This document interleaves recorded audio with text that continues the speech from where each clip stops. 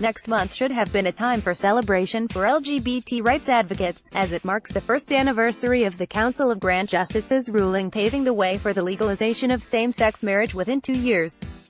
However, the Central Election Commission's decision on Tuesday to approve 3 gay-unfriendly referendum proposals has added uncertainty over the future of same-sex couples in the nation. Let us take a look at the proposed questions first. One of the proposals submitted by the anti-gay group Alliance for the Happiness of the Next Generation asks, do you agree with the Civil Code's restriction of marriage to a union between a man and a woman only? Another one would ask people whether they think that the right to same-sex marriage should be granted by a means other than amending the Civil Code.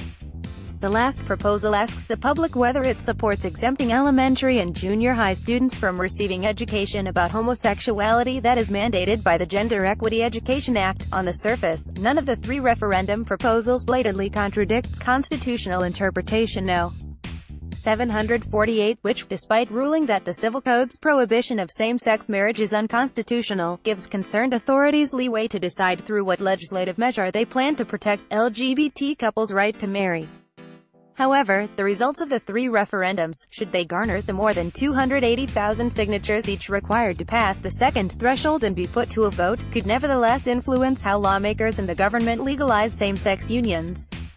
If the first 2 proposed referendums are passed, they would send a strong message to those in power that a majority of Taiwanese do not think that homosexual couples deserve the same treatment and constitutional protection as those afforded to heterosexual couples. Moreover, the underlying message is that most Taiwanese still regard homosexuality as an oddity and that the condition should therefore be dealt with in a separate context, which means a separate piece of legislation on the matter. Despite the interpretation's issuance on May 24 last year, LGBT rights advocates have not turned complacent and have instead stepped up their advocacy for real equality, something they believe can only be achieved by extending the Civil Code's definition of marriage to also include homosexual couples. Segregated legislation would not guarantee equality, far from it. What if descendants of so-called new immigrants were barred from receiving education in Taiwan and the government decided to lift the ban, but on one condition, that they be separated from the descendants of Taiwanese in a different classroom? The 2 groups would both be guaranteed the right to education, but would you call that equality?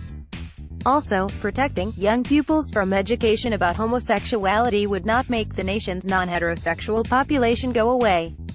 Doing so would only instill the idea that homosexuality is forbidden and bizarre in young minds, and impede the nation from becoming a more tolerant society.